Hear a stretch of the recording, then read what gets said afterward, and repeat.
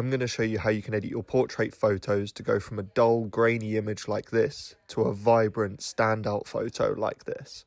So I start off cropping the image so that it's a close-up portrait. Next, I'll use the built-in denoise feature in Lightroom to remove some of the graininess from the image. After this, I headed over to the global image settings and slightly increased the exposure.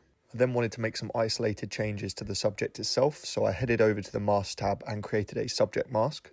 As you can see from this first attempt, it didn't do a very good job at selecting both of the parakeets. So instead of selecting the subject option, I actually selected object and then I highlighted the two parakeets. This then did a much better job at selecting the subject. I did just have to add on another object selection and a bit of a paintbrush just to go over that bottom bit of the tail, but that was easy enough to do. For the parakeets themselves, I upped the exposure a little bit, added some saturation on to make them pop, and then also added on some texture. After this, I wanted to darken the background a little bit to really make the parakeet stand out.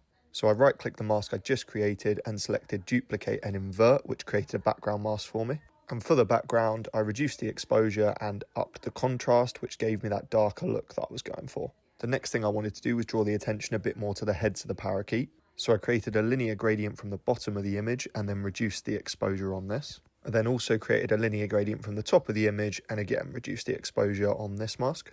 At this point, I was happy with how the majority of the photo was looking, but I noticed that the head of the parakeet on the left was a bit dark, which was stopping the viewer's attention from being drawn to that area of the image. So to fix this, I simply created an object mask, selected the head of the parakeet that I wanted to change, and then upped the exposure on this, which brought it much more in line with the other parakeet in the photo.